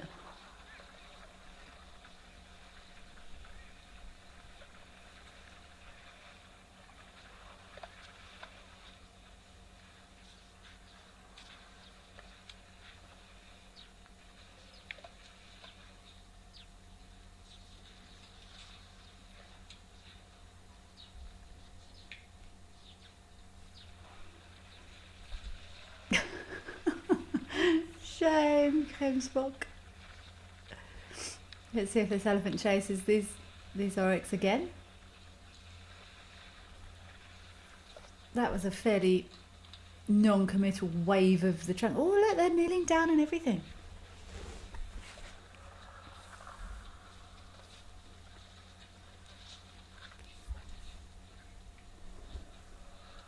So these oryx, they will form sort of relatively unstable herds, often smaller herd sizes in the dry months.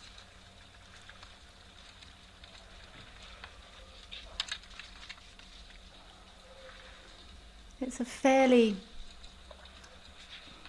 fluid family structure in these Gemsbok. All of them bending over to the water with those insanely sharp horns. I would love to know statistics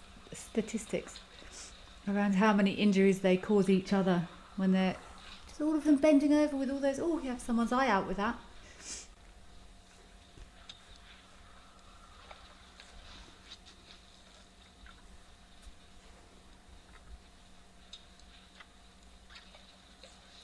Eesh.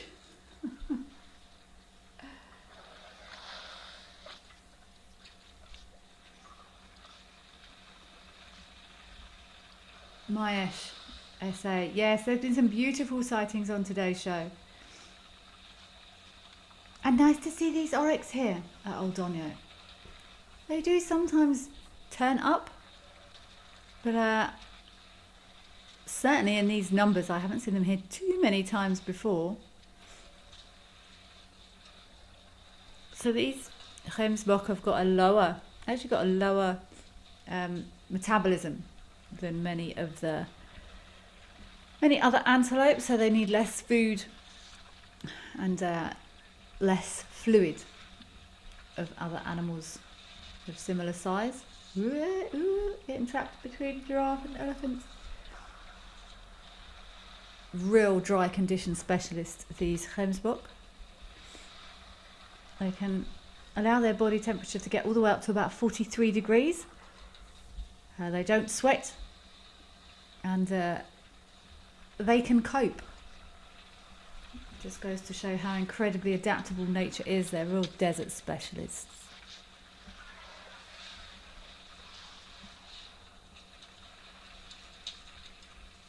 They've also got this specialist network of veins around the nose and the brain to keep their body temperature lower as the airflow moves across the top of those veins.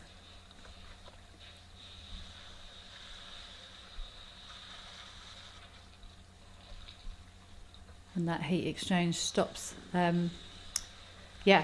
brain damage basically in these animals. Most animals, if a body temperature got to 40, they're in a world of trouble. But these desert specialists, these gemsbok or oryx, they just sort of turn the smallest part of their body to the sun and tough it out. For years, we've shared virtual wildlife. Now, let's experience it for real. I'm Lauren Arthur, and I'd love to show you my amazing home here in the Greater Kruger of South Africa. This 5-night journey is an exclusive connection to my piece of untamed Africa. I live here in these gorgeous landscapes surrounded by epic wildlife. The wild is calling, so come and join me.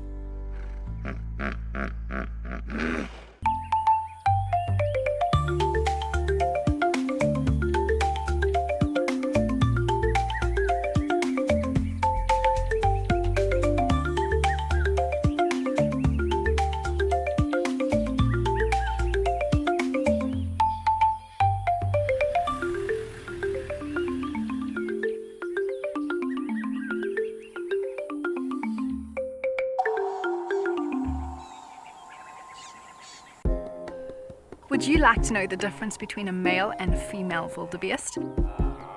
You can ask me questions like this in real time. Our safaris are live and interactive here in the heart of Africa.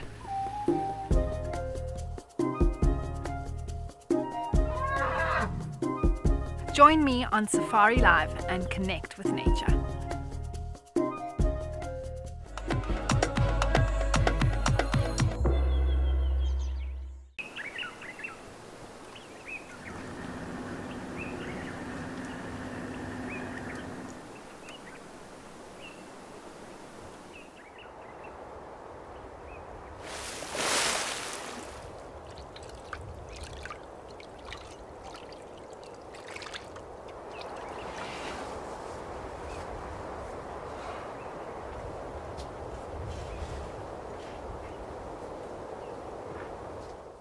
If you love watching Wild Earth, here's a little tip. You'll gain access to the channel ad-free. You can rewind and rewatch sightings and gain access to our live Tuesday safaris. There's also behind-the-scenes videos, fireside chats, and every Safari Live episode, whenever it suits you. It's just the best way to connect with nature.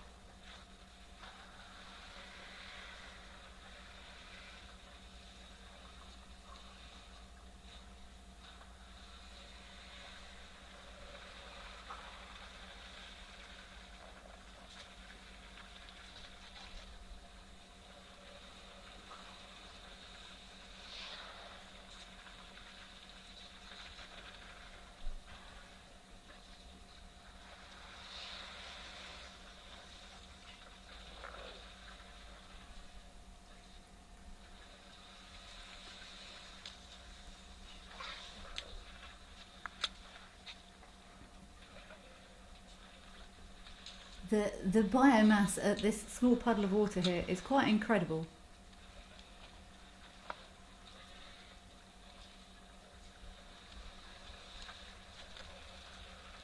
Duncan, you almost beat me to it. No, they're not. I just said they're not born with horns. But by about 6 weeks, 6 or 8 weeks... Oh, look, we've got warthog as well. Wow, anyone else want to join the party? By 6 or 8 weeks, the horns are already 2 to 3 centimetres. So they practice a long laying up period. So we will see them when they're small, but not till sort of 6 or 7 weeks old. They will be hidden by mum until that time. So it's a myth that they're born with those horns. They're not born with horns, but they will grow quite quickly. And they'll be a couple of centimetres long, often by the time we see them, Duncan.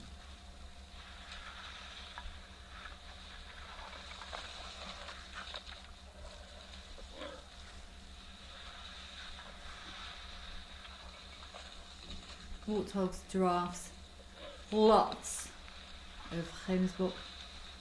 And there's some elephants and there's just some zebra here as well. This is a big group of Gemsbok, but everything is gathering at the water. Those warthog are hanging way back. There's lots of sharp, pointy things around this water. At the moment, there's Gemsbok horns and tusks, and those giraffe backed off a little bit now, but a kick from a giraffe would easily kill a warthog. They're definitely having a think about whether or not to take a chance on going in there for a drink.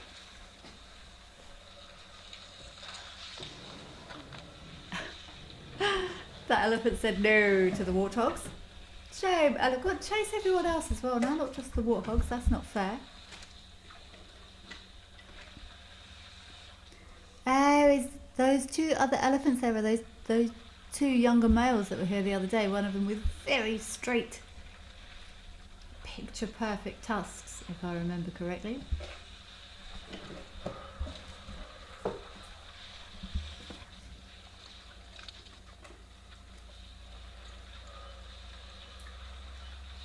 Those incredible horns are indeed used for defence.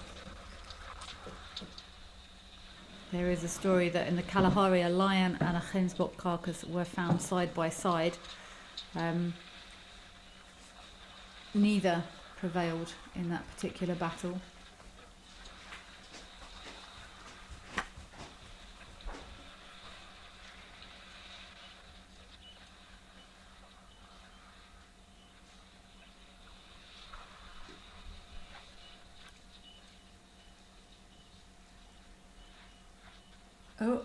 Oh, who's this coming in?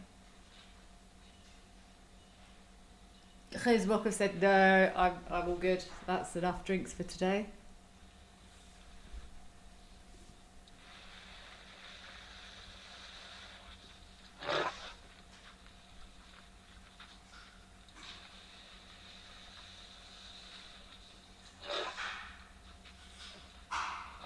Everyone seems to be giving this guy who's arriving a bit of space.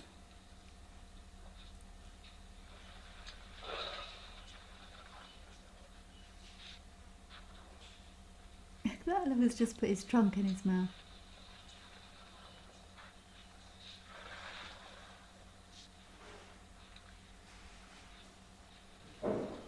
Yeah. Also, this big guy is making way. It's all so non-threatening though. These, 5-6 ton elephants. So often there's no noise, there's no drama. Just good manners and respect. We could maybe take a leaf out of their book, I think.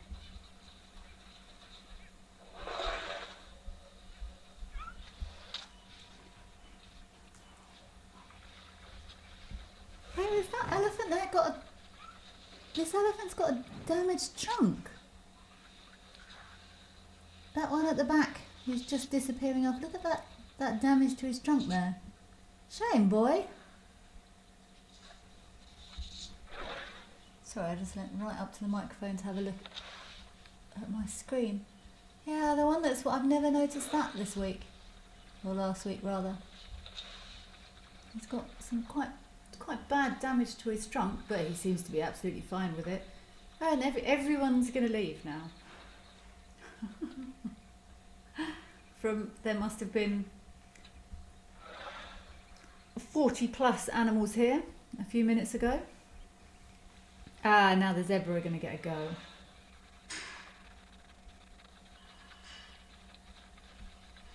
Wildlife lady, yes, this has been a spectacularly productive pan, certainly over the last 5 days. And I have a feeling it may continue to do so through the season. Sadea, those elephants are so bossy over the waterhole. They normally are. They've actually been very tolerant here, in my opinion. I've seen elephants run for 50, 60 metres to chase some ducks away before. So I think these elephants we've been watching here have been pretty amicable, to be honest.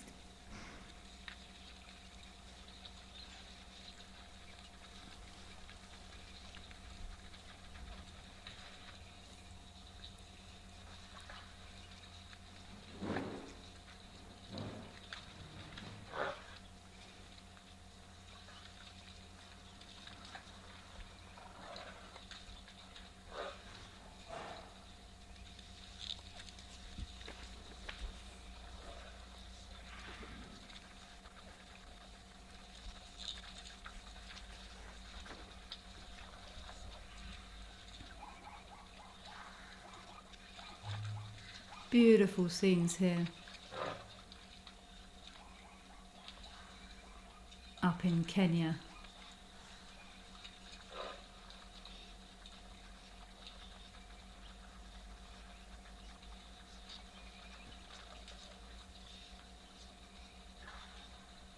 Interesting though, it's difficult to see on these cameras that if a oryx has rings over more than 2/3 of its horns, compressed tight rings, those keratin rings, it's a sign of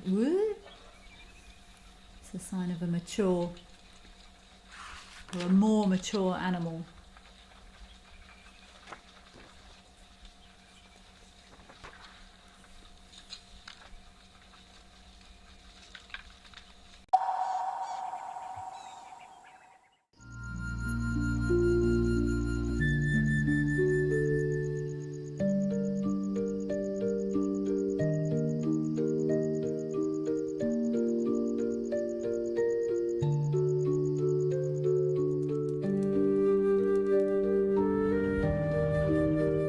This unfolds in front of you.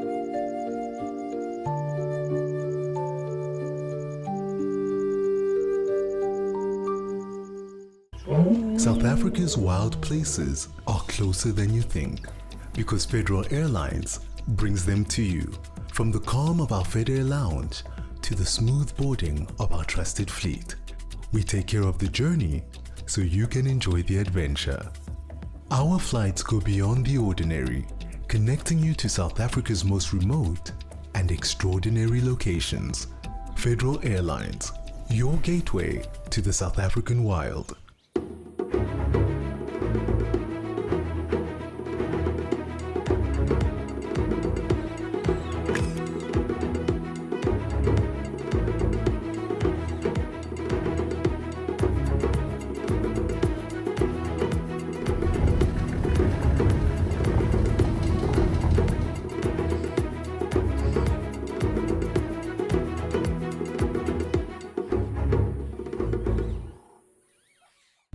Step into the heart of Africa from the comfort of your home.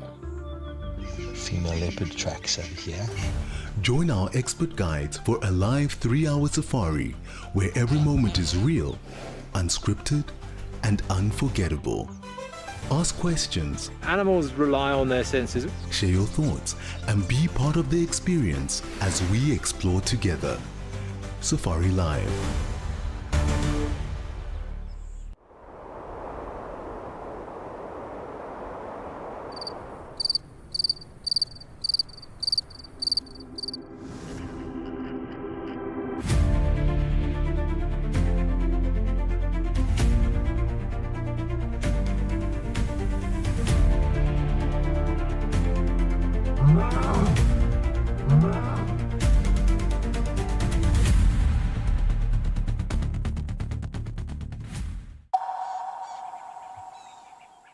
some nice wallowing activity there, but not today.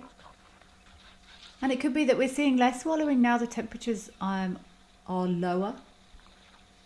I want to try and practice using these horns of these gemsbok to check for bulls or cows. So I believe that the bulls apparently have a bell-shaped horn versus straight horns of the females. They all look pretty straight to me. I would love to see a male and a female standing side by side head on. That would help me. Ah, see, that's a male. There you go. Dangly bit under the belly, that's his penis sheath. So now we need to see a confirmed female standing next to him. See, bell-shaped and not straight. They look pretty straight to me.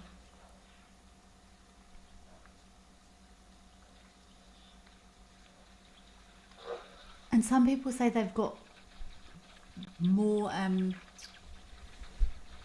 again, his neck does look a bit thicker. Sometimes more striking markings. So that female on further left has got more white on her face than that male there. See that? I'm going to guess is a male. And it's a female. Okay, so the black-white face thing doesn't work. And then a zebra. Definitely got a very black and white face. I give up.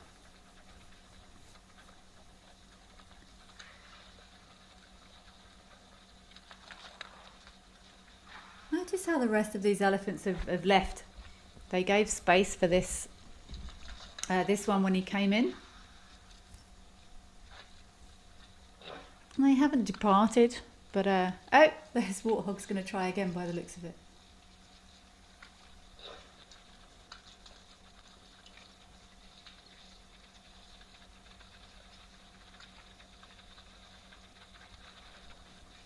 We've only got about 5 minutes left for today, but I've very much enjoyed listening to everyone's stories of nature in your home.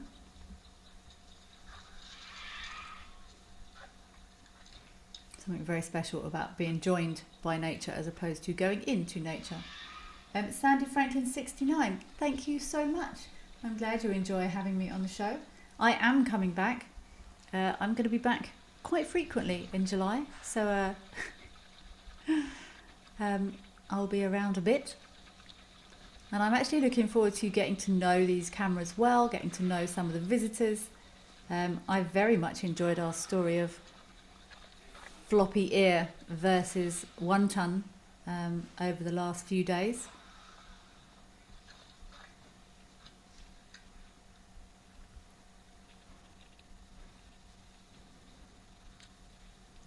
Dynamics around these pans are going to get increasingly tense, I think. But I'm also absolutely flabbergasted by how tolerant these elephants here have actually been of all of these other animals. I found it quite amusing that the elephant chose to chase the warthog away and wasn't too fussed by anyone else. I've got no idea why that would be. I'm also going to practice sexing gemsbok, looking for nuances of sexual dimorphism.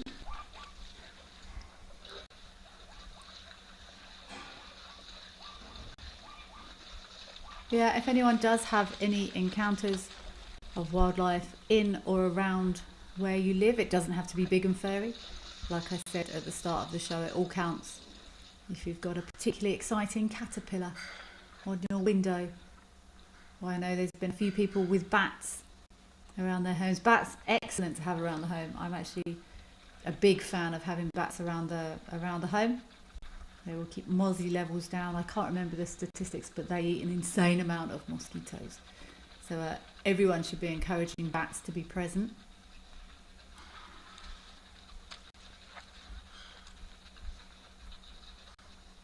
It doesn't matter where you are, there's always a chance of nature finding its way to you. If you are living in areas, depending on what season you're in, I've always got a list or notes close by of who would be able to help if there were any. I've also got snake tongs at my front door, but I've also got a number of a local snake catcher. I know in England there's quite a few wildlife rehabilitation centres, so if you end up with a hedgehog in an injured hedgehog or something like that, keep a list, keep a note of organisations that you could contact to help you with any wildlife interactions if you need. I always recommend that no one ever tries to care for orphaned or injured wildlife. We do not know what we're doing. We are not specialists. Well, I'm certainly not anyway. And I will always reach out to local rescue organisations for a minimum of guidance and support, but ideally to pass that responsibility on to a professional. Oh, Gemsbok backs down. Giraffe is holding solid. Nope, enough.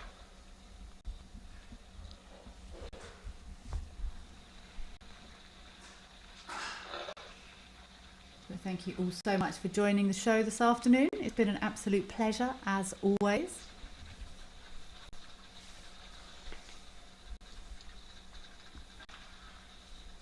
Wildlife Lady, I'm glad you've enjoyed what you've seen on this Live at the Waterhole. It's an absolute pleasure. It's a pleasure to be here. It's a pleasure to be joined by everyone that's out there. It's an absolute pleasure to get the opportunity to watch all of these amazing animals.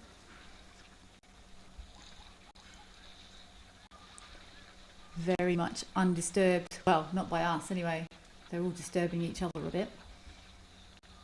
But behaving exactly as they would be without us present, which is probably also one of my favourite parts of this. We are not having any impact on them, just peacefully leaving them to go about their business.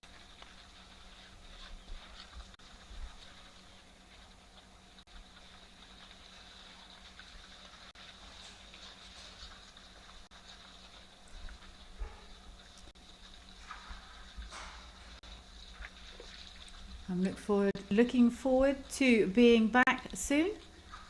Please do continue to join our waterhole shows. We love hearing from everyone that is out there. So in the meantime, enjoy the rest of your Monday. Keep on watching those cameras. And I'm looking forward to being back soon. Take care. All the best.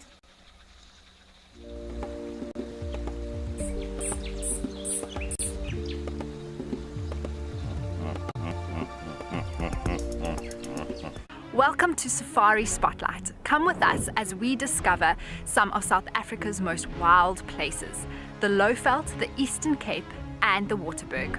We'll track and hopefully find some wonderful wildlife while basking in the magnificence of these landscapes, all filled with a sense of African wonder. If you like what you see on Safari Spotlight, you can visit these wild and special places by visiting wildearth.travel. We'll plan your dream African safari.